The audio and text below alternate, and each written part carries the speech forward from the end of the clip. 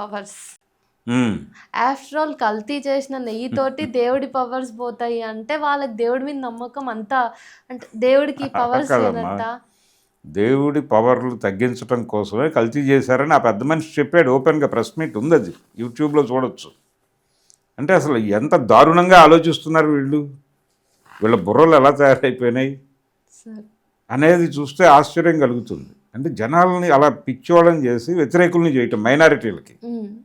ఒకవైపు ఏమో ఇస్లామోఫోబియా అనే పేరుతో ముస్లిం, ఇప్పుడు కాశ్మీర్ ఫైల్స్ సినిమా చూసి బయటకు వచ్చే ప్రేక్షకులకి అలా రోడ్డు మీదకి రాగానే, నేను అర్జున్ థియేటర్లో చూశాను ఆ సినిమా. అర్జున్ థియేటర్లో పార్కింగ్ కింద ఉంటుంది సెల్లార్లో. స్ట్రైట్ రోడ్డు మీదకి వస్తాం మనం బండి వేసుకుని. ఇలా పైకి ఎక్కగానే ఒక ముస్లిం వెహికల్ వచ్చింది. ఎవరో ముస్లిం ఒక ఆయన ఇలా వస్తున్నాడు రోడ్లో. నేను సలార్లో నుంచి ఇలా వచ్చాను. అలా ఒక్క నిమిషం బ్రేక్ వేశాను నేనే. ఓకే. వాళ్ళు నన్ను గుద్దటం కోసం వస్తున్నారేమో అనిపించింది నాకు. అంటే ఈ లెవెల్లో బ్రెయిన్స్ని వాళ్ళు కంట్రోల్లోకి తీసుకుని, ఇప్పుడు ఆ సినిమా చూసి ఆఫీసులకు వెళ్ళిపోతారు కదా జనాలు, వాళ్ళ పక్క టేబుల్ మీద ఎవరన్నా ముస్లిం ఉంటే ఆ ముందు రోజులా కనిపించడు వాడు. ఈ సినిమా చూసి వెళ్ళిన తర్వాత వాడిని అనుమానంగా చూస్తారు. వాడు బ్యాగ్ తీసినా ఏం తీసినా వీడు ఏదో చేయబోతున్నాడు ఇక్కడ అని భయం కల్పించే లెవెల్లో వీళ్ళ సినిమాలు ఉన్నాయి. ఇది ప్రమాదం.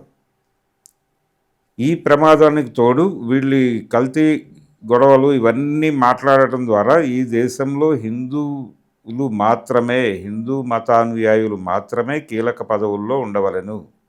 మీరు ఎట్టి పరిస్థితుల్లోనూ ఇతర మతాలని, పర్టికులర్గా మైనారిటీస్ని, వీళ్ళని ఉన్నత పదవుల్లోకి తీసుకొస్తే వాళ్ళు హైందవాన్ని చంపేస్తారు అని మాట్లాడుతున్నారు. కానీ ఇక్కడ గమనించాల్సిన రియాలిటీ ఏంటంటే, ఈ దేశాన్ని 1000 సంవత్సరాలు ముస్లిం రూలర్లు రూల్ చేశారు. అది ఎవరూ కాదనలేని సత్యం. 250 సంవత్సరాల పాటు క్రైస్తవ రాజ్యం నడిచింది ఇక్కడ. అంటే క్రైస్తవ ప్రభువులు పాలించారు. అంటే దాదాపుగా 1200-1300 సంవత్సరాలు ఈ దేశంలో, ఈ దేశం అనబడి వీళ్ళు చెప్తున్నటువంటిది. నిజానికి భారతదేశం అనేదే ఒక కల్పన. ఈ భారతదేశం అనేది ఏర్పాటు కావడం వెనకాల ముస్లిం కృషి ఉంది. ముస్లిం రూలర్స్ చేసిన పని ఇది. వాళ్ళు ఈ దేశంలో ఉన్నటువంటి చాలా సంస్థానాలని కంట్రోల్లోకి తీసుకుని దీనికి ఒక షేప్ ఇచ్చే ప్రయత్నం చేశారు. ఇది బ్రిటిష్ రూలర్స్లోకి వెళ్ళిన తర్వాత వాళ్ళు కన్సాలిడేట్ చేశారు. కాబట్టి అసలు భారతదేశము, భారతమాత అనేదే ఒక భూత కల్పన. ఎవరి ప్రాంతాల్లో ఎవరి రాజ్యం వాళ్ళు బతికినటువంటి ఇది. దీన్ని ఒక యూనిఫై చేసి ఢిల్లీ కేంద్రంగా పెట్టి వీళ్ళందరినీ ఢిల్లీకి బానిసలుగా మార్చి ఈ డిజైన్ చేసిందే వాళ్ళు. ఇప్పుడు ఇన్ని సంవత్సరాలు వాళ్ళు పరిపాలిస్తే ఒక్క హిందూ బతకూడదు కదా ఇక్కడ, ఒక్క హిందూ ఉండకూడదు కదా 1300 సంవత్సరాలు. ఇంకా హిందూ మతం ఎందుకు మెజారిటీ మతంగా ఉంది అంటే వాళ్ళు ఏం చేయలేదు అనేది అర్థం. వాళ్ళు అధికారంలో ఉన్నప్పుడే ఏం చేయలేదు, ఇప్పుడు ఏం చేస్తారు వాళ్ళు? అది కదా కామన్ క్వశ్చన్ జనాలు అర్థం చేసుకోవాల్సింది. వీళ్ళు కాలేజీ పిల్లలకి, స్కూల్ పిల్లల్లోనూ విపరీతంగా ఈ భావజాలాన్ని ఎక్కిస్తారు. ఏమి ఎక్కిస్తారు? ముస్లింలకు పర్సనల్ లాస్ ఉంటాయి, వాళ్ళు పెళ్ళిళ్ళు చేసుకుంటారు, ఒక్కొక్కళ్ళు 5-6 పెళ్ళిళ్ళు చేసుకుంటారు, 40-50 మందిని కనేస్తారు. ఇలా వాళ్ళ జనాభా విపరీతంగా పెరిగిపోతుంది. ఇప్పుడు ప్రపంచంలో అత్యధిక ముస్లిం జనాభా ఉన్నటువంటి దేశంలో అగ్రస్థానంలో భారతదేశం ఉంది. అంటే భారత జనాభా చైనాతో పోటీ పడిపోవడం కాదు, చైనాని క్రాస్ అయిపోయే లెవెల్కి వెళుతున్నమాట వాస్తవమే. అంత జనాభాలో పర్సంటేజ్ తీస్తే పాకిస్తాన్లో ఉన్నటువంటి జనాభా కంటే ఎక్కువ మంది ఉంటారు అనివార్యంగా. ఎందుకంటే పాకిస్తాన్ అనేది నీ దేశంలో ఒక రాష్ట్రంలో ఒక ముక్క మాత్రమే. కాబట్టి పాకిస్తాన్ కంటే ఇండియాలో ముస్లింలు ఎక్కువ అండి అంటే వినేవాడికి ఎలా ఉంటుంది? అది ఇక్కడ ఏదో జరిగిపోతుంది, మనం మొత్తం అందరినీ మనని ముస్లింలుగా మార్చేస్తున్నారు వాళ్ళు అనుకుంటారు కదా జనాలు. ఇలా విపరీతంగా అజ్ఞానాన్ని ప్రమోట్ చేస్తున్నారు. బుర్రకి విపరీతమైన వ్యతిరేకత. మీ పక్క సీట్లో కూర్చున్నవాడి మీద మీకు అనుమానం, ఈ పక్క సీట్లో కూర్చున్నవాడు క్రిస్టియన్ అయితే వీడి మీద ఒక డౌటు, ఈ పక్కన కూర్చున్న ముస్లిం మీద ఒక డౌటు, మీ కాలేజీలో మీ పక్క బెంచ్ మీద కూర్చున్న ముస్లిం ఫ్రెండ్ మీద డౌటు, ఇలాంటి పరిస్థితి. ఇలా జనాల బుర్రల్లోకి అంటే వీళ్ళు కలవకూడదు.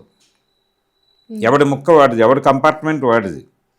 ఈ కంపార్ట్మెంట్ వాడి కష్టం ఆ కంపార్ట్మెంట్ వాడు పట్టించుకోకూడదు. కంపార్ట్మెంటాలిటీ అనేటువంటిది ఒక ప్రోగ్రామ్. ఓకే. ఈ కంపార్ట్మెంటాలిటీ అనేది అసలు జనాలు నానా కష్టాల్లో ఉన్నారు, దీని గురించి మాట్లాడరు. కంపార్ట్మెంటాలిటీ అనేది చాలా దుర్మార్గమైన వ్యవస్థ. ప్రతి ఇంట్లోనూ కామన్ డ్రాయింగ్ రూమ్ చచ్చిపోయింది, దాని గురించి మాట్లాడరు ఎవరు. డైనింగ్ టేబుల్ మీద బట్టలు బ్యాగులు వేసుకుంటున్నారు తప్ప కలిసి కూర్చుని భోజనాలు చేయటం అనేది వెళ్ళిపోయి చాలా కాలం అయింది. ఎవరి గదుల్లో వాళ్ళు, ఎవరి ఫోన్లతో వాళ్ళు, ఎవరు ఏం ఆర్డర్ పెడితే ఆ రూమ్లోకి వెళ్ళిపోతుంది, వాళ్ళు అక్కడే కన్జ్యూమ్ చేస్తారు. వాళ్ళు ఫోన్లో ఏం చూస్తారో కూడా ఎవరికి తెలియదు. చివరికి పక్క గది ప్రాబ్లం, పక్కన ఉన్నది గదిలో వీడి తండ్రో తల్లో చెల్లెలో తమ్ముడో ఉంటారు, కానీ వాళ్ళ ప్రాబ్లమ్స్ తన ప్రాబ్లంగా వీడు ఫీల్ అవ్వడు, వీడి ప్రాబ్లం వాళ్ళ ప్రాబ్లంగా వాళ్ళు ఫీల్ అవ్వరు. వీడికి ఏదైనా ప్రాబ్లం వస్తే వీళ్ళతో షేర్ చేసుకుని వీళ్ళ అండ తీసుకుని దాన్ని తీర్చుకోవచ్చు అని వాడు అనుకోడు, వీళ్ళు అనుకోరు. ఆ సమస్య ముదిరినప్పుడు వాడి గదిలో వాడు, వీళ్ళ గదిలో వీళ్ళు ఊరేసుకుని చచ్చిపోతారు. ఇది జరుగుతోంది. దీని గురించి ఒక్క సినిమా వాడు మాట్లాడు. తెల్లారులేస్తే పాకిస్తాన్ దుర్మార్గం, పాత బస్తీలో దుర్మార్గం, ఈ చెత్త అంతా మాట్లాడతారు పవన్ కళ్యాణ్ కానీ లేకపోతే ఆదిత్య ధర్ కానీ. ఇది జరుగుతున్నటువంటి దుర్మార్గం. పైగా ఇంకా కంపార్ట్మెంటలైజ్ చేయడానికి ప్రయత్నం. నీ పక్క కుర్చీలో కూర్చున్న వాడి మీద డౌట్ క్రియేట్ చేస్తాడు నీకు, నీ ఇంటి పక్క పోర్షన్లో ఉన్నవాడి మీద డౌటు. వాళ్ళు ప్రసాదాలు తినరండి అని 10 సార్లు చెప్తాడు. తినరు, నీకెందుకు గొడవ, వాళ్ళకి ఏదో పద్ధతి ఏడ్చింది. నువ్వు చర్చికి వెళ్ళవుగా రోజు, నువ్వు చర్చికి ఎలా వెళ్ళవో వాళ్ళు కూడా నీ ప్రసాదాలు తినరు. As simple as that. నీకెందుకు వచ్చిన గొడవ ఇది, నీకెందుకు వచ్చిన దురద, నువ్వెందుకు తిట్టాలండి? కేరళ స్టోరీలో గొడవ అదే కదా. ఇలాంటి సినిమాలు వాంటెడ్గా తీసి ప్రజల బుర్రల్లో వ్యతిరేకత నింపి, అంటే ఇది Hindu vote bank consolidation programme. హిందువులలో నిరంతరం హిందూ మతం ప్రమాదంలో ఉంది అనే అభిప్రాయం నాటుతూ ఉండాలి. వాళ్ళు ఎక్కడైనా మర్చిపోతారేమో అని భయం వాళ్ళకి. అందుకని గంటకు ఒకసారి చెప్తారు. ఆ చెప్పడం కోసం సినిమాలు తీస్తున్నారు. ఎందుకు పవన్ కళ్యాణ్ని అట్రాక్ట్ చేసింది ఈ సినిమా, ఈ కంటెంటు అంటే హరీష్ శంకర్ గారు పవన్ కళ్యాణ్ మనసును గెలుచుకునేటువంటి ఇన్సిడెంట్లన్నీ చెప్పాడు. అద్భుతం, మనం చేసేద్దాం, ఈ సినిమా చేయాల్సిన బాధ్యత ఉంది నాకు అని చెప్పి చేశాడు ఆయన. చేసి దానిలో వందలాది మంది ముస్లింల మీద దాడి చేస్తాడు ఈయన. అక్కడి నుంచి ఒక ముస్లింని ఈడ్చుకుంటూ పెడతాడు, వెళ్ళి కొడతాడు. ఈ కొట్టే క్రమంలో ఈ ఆపరేషన్లో ఒక ముస్లిం ఆఫీసర్ కూడా ఉంటాడు. అతన్ని ఎందుకు పెడతారు అంటే మేం సెక్యులర్ అని చెప్పుకోవటానికి. ఈ దేశంలో కొంతమంది మంచి ముస్లింలు కూడా ఉన్నారు, కానీ మెజారిటీ ముస్లింలు దుర్మార్గులు. ఇది చెప్పడం, ఇది ఒక దుర్మార్గమైనటువంటి పద్ధతి. ఈ మధ్యకాలంలో మనం ఇక్కడ సమ్మక్క సారలమ్మ జాతరలో ఈ కోవా బన్ను గొడవ చూసాం. ఈ కోవా బన్ను ఎపిసోడ్లో గాయపడినటువంటి వ్యక్తిని నాగబాబు గారు ఇంటికి పిలిచి ఆయనకి డబ్బులు ఇచ్చి సత్కారం చేసి పంపించిన మాట చూసాం కదా మనం. దాన్ని జనసేన, తెలుగుదేశం, లోకేష్ గారు వీళ్ళందరూ దారుణంగా ఖండించారు కదా. ఎందుకు ఖండించారు అంటే వాళ్ళకి అక్కడ కల్తీ నెయ్యి అనే ఎపిసోడ్లో వాళ్ళు హిందూ ప్రమోటర్లుగా మారిపోయి మైనారిటీలను ఇష్టం వచ్చినట్టు మాట్లాడేస్తున్న టైంలో ఇది వాళ్ళకు ఒక వెంటిలేషన్గా కనిపించింది. ఏది, ఈ కోవా బన్ను గొడవ. ఇది ఒక వెంటిలేషన్. ఎందుకు, వాళ్ళు మేము సెక్యులరిస్టులు అండి అని చెప్పుకోవడానికి లోకేష్ గారు ఖండించాడు, పవన్ కళ్యాణ్ ఖండించాడు, నాగబాబు గారు ఇంటికి పిలిచి డబ్బులు ఇచ్చాడు. అసలు ఏం జరుగుతోందో అర్థం కాని పరిస్థితి అతనిది, ఆ కోవా బన్ను కుర్రాడిది. ఈ లెవెల్ డ్రామానే ఈ సినిమాలో ఉండేటువంటి ఒక పోలీస్ ఆఫీసర్లలో ఒక ముస్లిం ఉంటాడు, అతన్ని కూడా వాళ్ళు చంపేస్తారు. చూసారా ఎంత దుర్మార్గులు అని జనాల బుర్రల్లో ఒక తప్పుడు అభిప్రాయాలని కలిగించటం అనేది ప్రోగ్రాం. జనాలు ఈ తరహా కంటెంట్ను ఒకప్పుడు జీర్ణం చేసుకున్న మాట వాస్తవమే, కానీ ఇప్పుడు ఆ పరిస్థితి లేదు. జనాలు మేము ఇది ఈ తరహా కంటెంట్ చూడమండి అని చెప్తున్నారు ఓపెన్గా. చిరాకుగా ఉంది. ఆ చిరాకును కూడా ఒక సీన్లో పెట్టాడు హరీష్ శంకర్ ఆ సినిమాలో. ఒక ఇద్దరు ఏదో క్యాంటీన్ దగ్గర కూర్చొని మాట్లాడుకుంటూ ఉంటారు. రొటీన్ అంటూ ఉంటాడు ఒకడు. అంటే ముస్లింలు ఈ దేశంలో దాడులు చేయటం రొటీన్ అని మాట్లాడుతూ ఉంటాడు. ఆయన వచ్చి కొడతాడు. ఏంటి రొటీన్, మనం కంట్రోల్ చేయాలి కదా, మన శక్తి అంతా ఉపయోగించని వీళ్ళని కొడతాడు ఆయన, పవన్ కళ్యాణ్ వచ్చి. కాబట్టి ఈ దేశంలో హిందూ మతం, హిందూ ఓట్ కన్సాలిడేషను, ఈ ప్రోగ్రాం కోసం తీసుకున్నటువంటి సినిమాలు ఇవన్నీ కూడా ప్రాపగాండా సినిమాలే. అది ఏది దురంధర్ అయినా అదే, ఇదైనా అదే. దురంధర్ అనేది ప్యాకింగ్, అది ప్యాకేజీ ఆ పద్ధతిలో డిజైన్ చేశాడు అతను. జనాలు కేవలం ఇది మాత్రమే చెబితే రావట్లేదు థియేటర్కి అని చెప్పి అతనికి తెలుసు. ఆదిత్యధర్కి, హరీష్ శంకర్కి తెలియదు. హరీష్ శంకర్ జ్ఞానానికి ఆదిత్యధర్ జ్ఞానానికి ఉన్నటువంటి గ్యాప్ అది. అందుకని ఇతను కూడా పాలిష్డ్గా చెప్పచ్చు, చెప్పలేకపోయాడు. ఇతనికి ఉన్నటువంటి పరిమితులు, సృజనాత్మక పరిమితులు అంటారు దాన్ని. ఆ క్రియేటివ్ రిస్ట్రిక్షన్స్ ఉండడం వల్ల ఇది ఇలా ఏడ్చింది ఈ సినిమా. వాళ్ళు డబ్బులు చేసుకుంటున్నారు. ఇది పొందాలి వీళ్ళు, ఈ జ్ఞానం పొందలేకపోయామే అనేది ఏడవాలి ఇప్పుడు వీళ్ళు. ఇది పరిస్థితి. రెండు సాధించే ప్రయోజనం ఒకటే. రెండు కూడా ఈ దేశంలో ముస్లింలు పరమ దుర్మార్గులు, వాళ్ళ పట్ల అప్రమత్తంగా ఉండండి. మీ పక్క పోర్షన్లో ఎవరైనా ముస్లిం చేరినా, లేకపోతే మీ ఆఫీస్లో మీ పక్క టేబుల్ మీద ఒక ముస్లిం వచ్చినా, నేను చాలా క్లీన్గా అబ్జర్వ్ చేశాను. అంటే గ్రౌండ్స్లోనూ క్రికెట్ ఆడేటువంటి పిల్లలు వాళ్ళు మాట్లాడుకునే విషయాలు వింటుంటే వాళ్ళల్లోకి విపరీతంగా ఇంజెక్ట్ అయిపోయి, ఈ మధ్య ఏదో ప్రకాష్ రాజ్ ప్రస్తావన వచ్చింది ఒక క్రికెట్ ఆడుతున్న పిల్లల మధ్య. నేనే అన్నాను, ప్రకాష్ రాజ్ బాగా చేశాడు కదా. ఒక ఇంటర్మీడియట్ చదివే కుర్రాడు, ప్రకాష్ రాజ్ చాలా దుర్మార్గుడు అండి అతను తెల్లారు లేస్తే హిందువులను తిడతాడు, ముస్లింలను భుజాన వేసుకుంటాడు అని మాట్లాడాడు. అది పరిస్థితి. అంటే ఆ లెవెల్లో జనాల బుర్రల్లో విషయాన్ని నింపుతున్నారు. నింపటం కోసమే సినిమాలు తీస్తున్నారు, నింపటం కోసమే మీడియా పనిచేస్తోంది. అయితే వీళ్ళు ఏదో మైనారిటీలను చంపేయటం వాళ్ళ ప్రోగ్రాం కాదు. మైనారిటీలను టెర్రరైజ్ చేసి భయపెట్టి లొంగ తీసుకుని లొంగి ఉండండి మీరు. లొంగుబాటు అనేది ఒక వేదాంతం ఇప్పుడు భారతదేశంలో. లొంగిపోయి ఉండటమే ఆధ్యాత్మికత అని చెప్తున్నారు వీళ్ళు. ఏ సెక్షన్ అయినా సరే, అడవుల్లో ఉద్యమాలు చేసేవాళ్ళు లొంగాలి, వచ్చి నక్సలైట్లు అందరూ లొంగిపోవాలి. లొంగిపోకపోవడం అనేది తప్పు అనేది, లొంగిపోకపోవడం అనేది ఒక తప్పుడు విలువగా ప్రచారం జరుగుతోంది. మీడియా కూడా బాధ్యత తీసేసుకుంది. మీడియా బాధ్యత తీసుకుని ఈ మధ్య సరెండర్ అయిపోయినటువంటి మావోయిస్టులను ఇంటర్వ్యూలు చేస్తున్నారు కదా విస్తృతంగా వెళ్ళి. ఆ ఇంటర్వ్యూల్లో పోలీసుల కంటే దారుణంగా ప్రశ్నలు అడుగుతున్నారు వీళ్ళు. వెళుతున్నటువంటి రిపోర్టర్లు ఈ మధ్యకాలంలో సంగ్రామ్ని ఇంటర్వ్యూ చేశారు. ఎవరు చేస్తూ, ఏమండి అల్లిపిరి ఇన్సిడెంట్ మీద మీరు ఎలా ఫీల్ అవుతారు అని అడిగాడు ఆయన.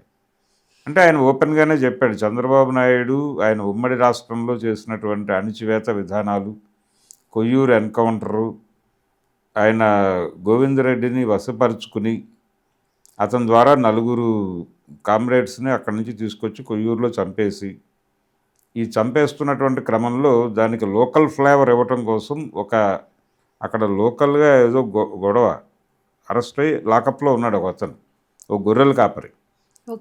ఆ లోకల్ ఫ్లేవర్ ఇక్కడ జరిగింది ఇన్సిడెంట్ అని చెప్పడం కోసం ఇతన్ని తీసుకెళ్ళి వాళ్ళతో పాటు చంపారు. ఇంత దుర్మార్గాలు చేస్తున్నప్పుడు ఏం చేయాలో అర్థం కాక పార్టీ అతని మీద చర్య తీసుకోవాలో అనుకుంది. అందుకు జరిగింది అలిపిరి అని చెప్పాడు ఆయన. చెప్పిన తర్వాత ఇతను అక్కడితో ఆగిపోవచ్చు. ఇతను వెంటనే పోలీస్ ఆఫీసర్గా మారిపోయాడు. ఈ రిపోర్టర్ మారిపోయి ఆ ఇన్సిడెంట్లో అలిపిరి సంఘటనలో ఎవరెవరు పాల్గొన్నారో చెప్తారా అంటే ఆయన ఆశ్చర్యపోయాడు. ఇదేంటి ఇలా అడుగుతున్నాడు ఇతను అని మౌనంగా ఉన్నాడు. వెంటనే ఇతను మళ్ళీ ఇంకొక ప్రశ్న వేశాడు. ఏమంటాడంటే, ఇప్పుడు అంతా అయిపోయింది కదండి, అందరూ బయటకు వచ్చేసారు కదా, ఇప్పుడు చెప్పడానికి ఏంటి ప్రాబ్లం అనేసాడు. నేను చెప్పాను అన్నాడు ఆయన. ఇది పరిస్థితి. అంటే మీడియాని వాళ్ళు కంట్రోల్లోకి తీసుకుని వాళ్ళు ప్రజలకి ఏం చెప్పించాలనుకుంటున్నారో అది చెప్పేలాగాను, వాళ్ళు ఏది రాబట్టాలనుకుంటున్నారో అది రాబట్టడం గాను, అంటే గూఢచర్య వ్యవస్థ, మీడియా గూఢచర్యం నడుస్తోంది ఈ దేశంలో. సార్. సినిమా అదే పని చేస్తోంది, పేపర్లు అదే పని చేస్తున్నాయి, టీవీ ఛానల్స్ అదే పని చేస్తున్నాయి. అందులో భాగమే మనకి దురంధర్ రివెంజ్ కావచ్చు, లేకపోతే పవన్ కళ్యాణ్ గారి సినిమా. పవన్ కళ్యాణ్ ఇన్ టోటల్ చాలామంది తెలియక అతను ఏదో చంద్రబాబు ప్యాకేజీ స్టార్ అని మాట్లాడతారు, అమాయకంగా కాదు. ఆయన జనసేన పార్టీ పెట్టిన కొత్తలోనే వెళ్ళి నరేంద్ర మోడీ గారిని కలిసాడు. ఆయన హైదరాబాద్ వచ్చాడు.